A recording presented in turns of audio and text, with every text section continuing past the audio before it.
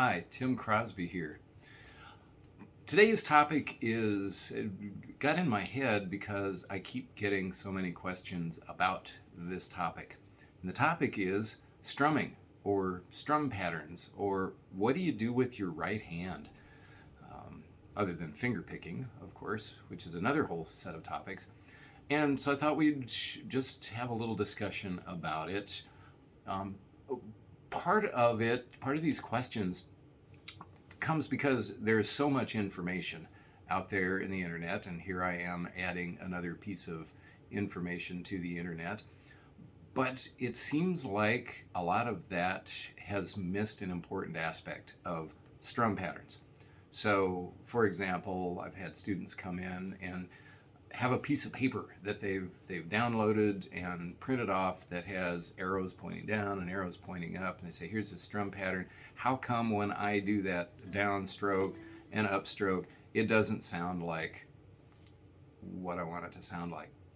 And so I think the missing piece is the framework. Strumming is a way to keep the rhythm.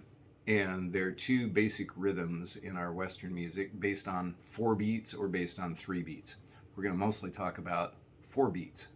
4/4 time you've probably heard of, or 2/2 time. But basically what it boils down to is 1, 2, 3, 4. And you notice when I'm counting 1, 2, 3, 4, my hand goes down. This is the key to the whole thing. Is you turn your right hand, your right arm, into your own metronome, and it always goes down on the 1, 2, 3, 4. Now here's the thing, in order to go down, it has to come up. So that's where you get those down, up, down, up, down, up kind of things, but it all lives inside this box of going 1, 2, 3, 4, 1, 2, 3, 4. So this is all downs. So if you want to start working on this, start with just counting 4 and doing down, down, down, down. And then the second piece is go down, up, which in the music theory counting version is 1 and 2 and 3 and 4 and. So these are quarter notes, the ands are the eighth notes. So now you're going down, up, down, up, down, up. And 2 and 3 and 4 and 1 and 2 and 3 and 4 and. Okay, I bet you can already tell where we're going to go from here.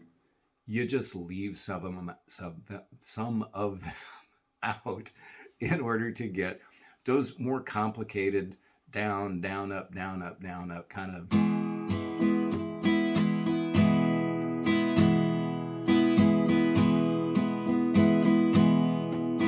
So I'm just making this up as I go, which you certainly can, or you can define it and play a regular defined down, up, down, up, down, up pattern, down, down, up, or down, up, down, down, down, up, down, down.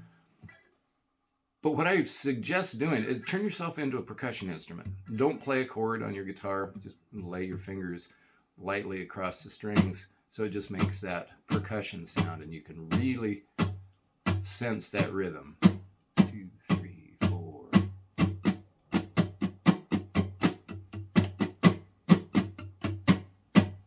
You can just go crazy and get your hand into the groove. This is your drummer now. This is your rhythm section.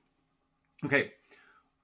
It branches out in a lot of different ways from that basic idea of downstroke means downbeat, means a 1, 2, 3, 4. It also, if you're playing single strings, is the same idea. You want to play down, up, down, up, down, up. So if you want to get into being a bluegrass flat picker, you're going to go down, up, down, up, down, up, down.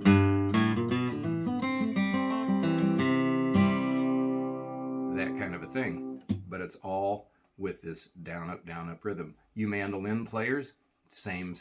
It's really important to establish that down, up, down, up, down, up when you're playing those fast fiddle tunes. Swing players, it's a slightly different version of what you leave out. There, you're mostly hitting the downstrokes.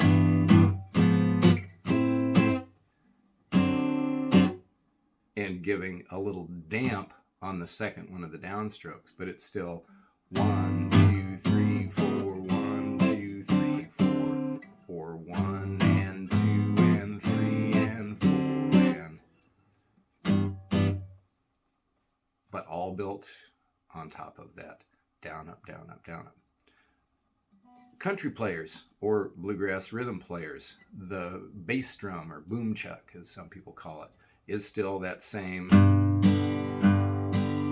But now the first down, the 1 and the 3, you're just hitting one string rather than all of the strings. But it's still 1, 2, 3, 4, or 1, 2, and 3, 4, and 1, 2, and 3, 4, and.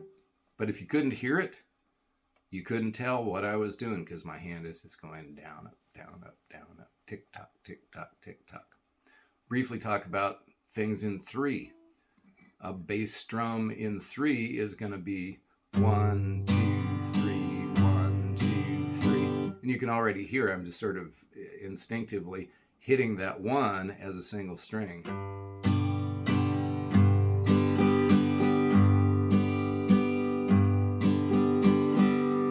And then one final version of 3 is the jig hand.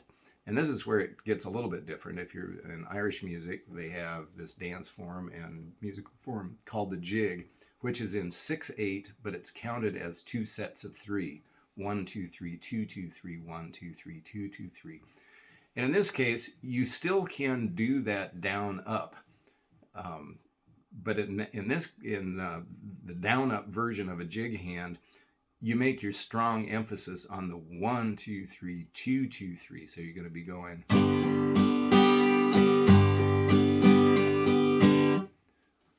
A more driving version of it breaks that up. It's, let me say it.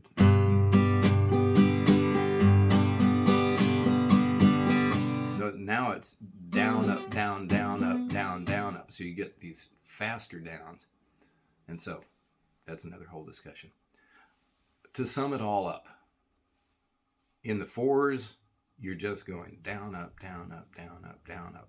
In some of the 3s, you're still going down, up, down, up, down, up, down, up. And you can practice that by laying your fingers and being a percussion instrument, and then experiment with what you leave out. And that's strumming patterns. Glad you're here. I'm Tim Crosby. Visit me more on our websites, and hope to see you next time.